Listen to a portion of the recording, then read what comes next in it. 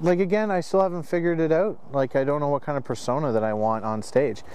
I seem to be, when I go up there, physical, but I'm just very energetic. Like, all of a sudden when I'm on stage or when I have to do stuff like this, I just get this burst of energy and I pace. It's weird. I kind of pace like have you ever seen a dog that's sort of like at a kennel and he's just like forced to go outside for a little bit to take a piss and shit and just starts pacing around the cage because it doesn't know what to do? Yeah, that's me. I'm up there. I have a slight idea what I'm doing, but I don't know what's going to happen. So I just talk. It might be the way that I'm talking now, except I'll know what I'm going to say.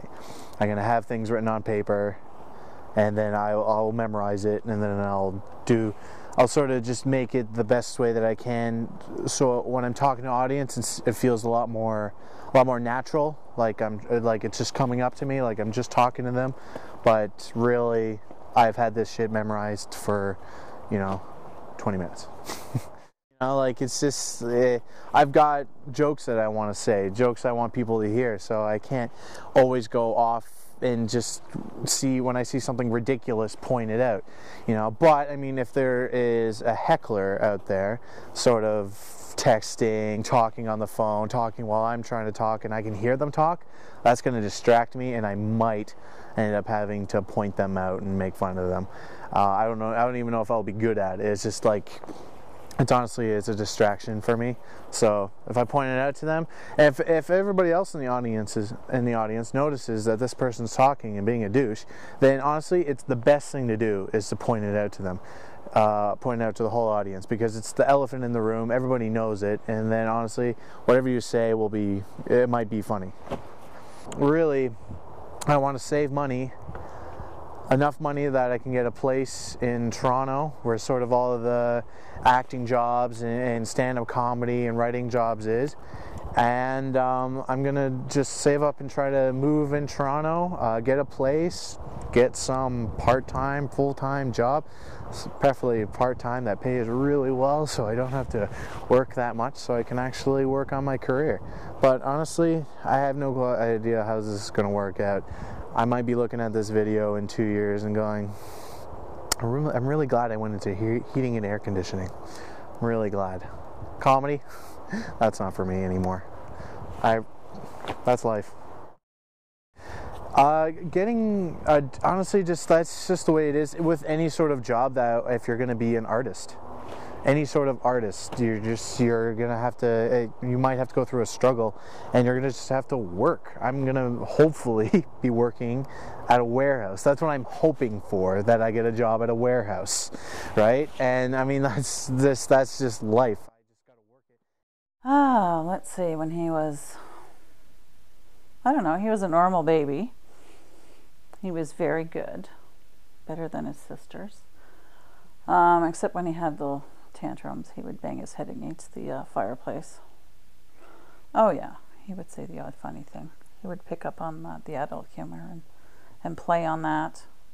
And his grandfather remembers when he was little, probably like about 10. He asked you what you wanted to be when you grew up, and you said, I wanted to be a comedian. So it's always been in there. It's always been there. Because trying to be a writer or an actor or a comedian, anything like that, you gotta have a job. You gotta have just a regular job, and you have to have money to sort of use up while you're out at night doing shows and socializing, right? That's part of the job. So I mean, yeah, now all of a sudden I had a job interview. It's kind of looking like I'll get it, but I mean, just because of the way the guy was talking to me, like, oh, you'll understand this, or oh, this stuff will be nothing to you, that's okay, just little things like that. And you're like, all right, I might have this job. No call back at all. I even called the guy a couple times just to show that I'm interested, and then neither of them picked up. I don't know if they have caller ID and they immediately knew it was me or something. I don't know why, but no, I have no clue why. The guy talked to me as if I was gonna have this fucking job, but no. So that's why I'm even able to do this stand-up today, is just because I didn't get it, and I don't know why. I had all the qualifications, so fuck. Because he told me that I was going to start in the middle of the week. He actually told me my schedule would be. So, no, I wouldn't be here. I would actually just have to work because I need to save up money so I actually can start doing this on a regular basis. You need money to be able to do it, so, yeah. Well, we just came from Barrie, Ontario, and now we're on our way to Hamilton. I don't know what time it is. We're supposed to be there by around 6:30, and then we're going to have a nice team meeting at Taco Bell to discuss what's going to go on tonight with filming and stuff. So, yeah, I'll just add this to my stomach and it'll go nowhere. I probably won't even have to take a shit because this is not worth anything. Eventually, I will be a lot more nervous than I am right now. Just because, I mean, this is all new stuff. I've never done this stuff in front of people before, so I don't know what it's going to be like, if it's even funny. And then on top of that, it's being filmed, and it's going to be put on the internet for everybody to see, whether I fail or whether I succeed. I mean, what I want to do is, which I've explained what I want to do, is I want to stop at LCBO. I want at least one of those 4 packs of cold shots, and I think I might try to down all of them before I go up, just because I don't even know if I've ever been on stage sober before doing stand-up. It's just, I don't know, I find it helps loosen the tongue up. I mean, it's not, it'll help. I know it. I know it helps. It just, that's what happens when you drink. When you at least have a couple beers in you, then you're good. You can do a lot of things when you have a couple beers in you. I know anytime you have it, you feel like the man. So that's all I want. I just want a few beers in me.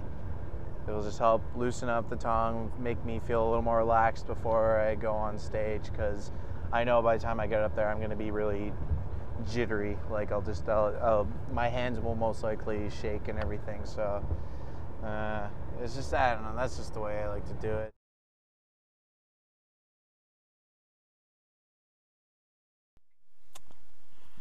Well, I'll just call him, as I was supposed to call him before, my manager.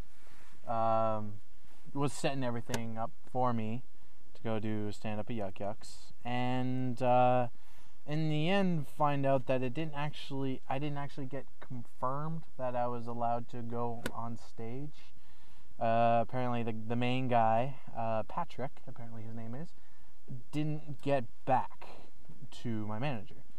So I actually am not on the list to go up. It's a full list, and then on top of that, there's a waiting list. And I'm on the bottom of this waiting list now to go up. So I guess, I don't know, we're gonna meet this guy, Patrick, in like half hour or so to see what he says, if there is any way to get, a few minutes on stage, to get this on fucking film. So I guess we'll just have to see what happens, but right now it's not looking good.